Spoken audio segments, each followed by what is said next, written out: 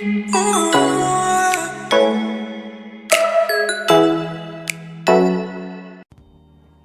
and welcome to iDivas. For those of you who don't know, I'm Tricia and I'm passionate about inspiring women to not just hang in there but to thrive. The thought of re-entering the dating scene, especially after you've been in a long-term relationship or you've been single for a while, it can be discouraging because the dating landscape has changed so much and may never return to what it once was. Also, people's comfort with physical intimacy has been affected by the pandemic. And, with every new COVID wave comes this different level of fear that's keeping people, in a paralyzed pandemic state of mind. Masks stay on until both parties feel comfortable taking them off. And how long do you wait before moving in for the first kiss? Do you wait, after the first date, the second, the third? And moving forward, do you exclude guys who have not been vaccinated? The good news is, after spending more than 2 years with your dating life on hold, most women and people in general have had time to really reflect on what matters to them and what they're willing to put up with in a relationship, which is a good thing. Knowing what you want and having personal boundaries instead of just drifting aimlessly from one relationship to the next is a smart way to get what you want out of a relationship.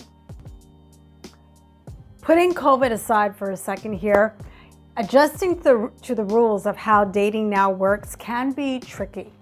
I've had to do it after being in a long-term relationship, so I'm going to share some tips on how to re-enter the dating scene, and I'm also going to share some of the hard lessons I learned along the way. So the first thing to do is really embrace the process. We all want the first date to go smoothly and for there to be sparks and magic. After all, that's the way it works out in Hollywood romantic films, but seldom is it that.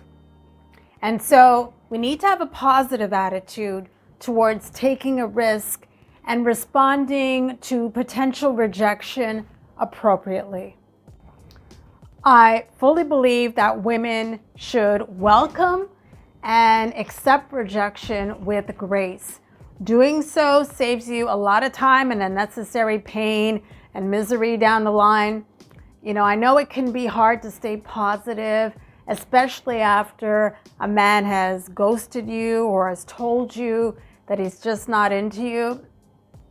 Still, keep in mind that this does not mean that you're not worthy.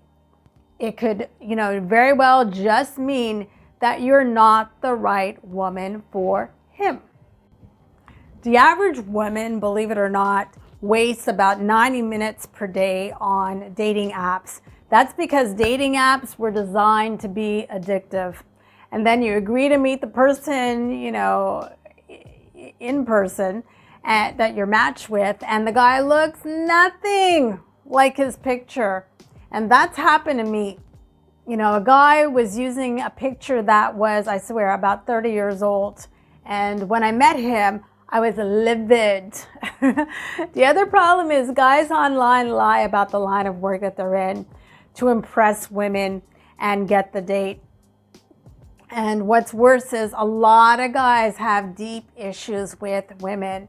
I read somewhere that something like a third of women who use dating apps have been abused by their dates. And, that's a little bit too high for me. I believe it's better to leave your devices at home and meet men in public in natural light, preferably to reduce, your chances of being disappointed or, wasting your time. There are certain things I like shopping for online, but a man is just not one of them. Accept invitations to parties, funerals, anything that enables you to get dressed up and socialize. You want to associate dating with having fun. I met someone I dated, a while back at a baby christening. of all places. And, you know, we dated for several years, I think about five to 7 years. Personally, in the past, I've had a lot of success, to be honest with you. Just hanging out, looking cute at places that make me feel good. You know, like a lounge that plays my favorite music, a cafe that I frequent often, and at the gym because I'm there about 4 or 5 times a week. I met my current partner at a cafe, and when we met, there was a mutual attraction. And after seeing him and, bumping into him about 3 times and having, interesting conversations and discovering that we had a lot of common interests, he gave me his business card and I called him, of course. If you want to find someone who shares, specific interests like political affiliations, hobbies, etc., consider joining social groups or organizations that have that focus. There is a wide range of groups listed on meetup.com to join. I've used the service before. When I moved from Montreal to Toronto, and I didn't have any social connection, so I joined certain groups that focused around women.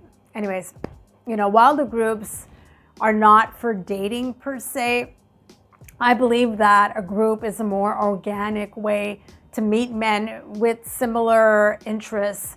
It's better than a dating app. It's not a guarantee to meet men interested in dating, but it's a more relaxed environment and a chance to be doing something that you're genuinely interested in and is fun. And it's a chance to meet new people in general and, build your social network. And you never know, you may meet somebody through friends. That's usually how it happens. When it comes to planning the first date, I strongly recommend meeting for dessert and coffee and not at a Starbucks. No disrespect to Starbucks. A first date is not a job interview. Go somewhere decent with comfortable seats, couches, or even better. This way, you both can feel more relaxed and concentrate on having a good time while getting to know each other. You can always plan to go for dinner on another date, if the date goes well. And I would also let a friend or family member know, who you're going out with and provide them with the person's contact details. Also, I strongly suggest meeting at the cafe about an hour or 2 before it closes. This way, if the date is going downhill, and it happens, when asked to leave, you can just head home. If you don't click with the guy, always trust your instincts and do not accept any invitation to go back to his place, simply because you're bored. If you're not clicking, you're not clicking. Don't try to force anything. And you don't have to explain anything either. Just part ways politely and leave. You want to take your time. There's no need to rush into something. The slow dance of getting to know each other can be more alluring. When you make the first step to go to a guy's home or private setting, or you invite him to your place, always text a friend with the person's contact details again. I can't stress that enough. With femicide and violence against women being on the rise, it's better to be safe than sorry. I made the mistake once of not only going for dinner on the first date, but making the mistake of going back to this person's place. It could have ended really badly, and thank God it didn't. The reason why I felt at the time that it was safe to do so was because this guy was a professional, very clean cut, soft spoken, and seemed like, a devoted father, and he was also religious. So, keeping all that in mind, I let my guard down too quickly. Without going into too much detail, He ended up attacking me on his balcony while his daughter was in the next room. Meanwhile, the whole evening, I didn't think he was interested in me because there was no chemistry at all. I thought we'd just end up being friends, but he had other things in mind. Luckily for me, I managed to get away before anything could happen. That was a very scary experience that I will never forget. After that horrible experience, I learned to take my time and move slowly and trust no one too early, regardless of how good they look or sound. There is no shortage, ladies, of wolves in sheep's clothing, just roaming around looking for an unsuspecting woman to harm.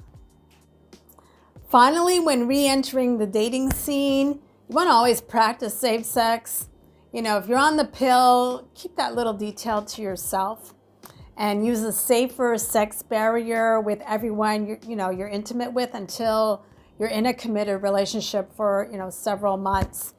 I'll tell you what, if a man wants to have sex with you without using a condom, that means that he may more than likely have done the same with other women or men, because that's the world we live in, that week or that month, especially if he's active on dating apps. So this puts you at risk for contracting a STI. Remember, like COVID, many people are asymptomatic when they have an STI. And, let's keep it real. Some guys, they're not all there and won't even share if they have one. So, better to keep a supply of condoms in your purse. Anyways, the point is, put yourself out there. You may not have a great time on every dating adventure, but if nothing offensive or traumatic happens, just embrace the journey and have fun. And see where it leads. Feel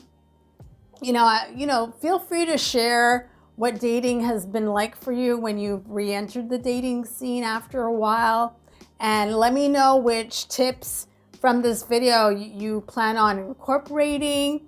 And be sure to like, comment, and subscribe, and I will see you in the next one.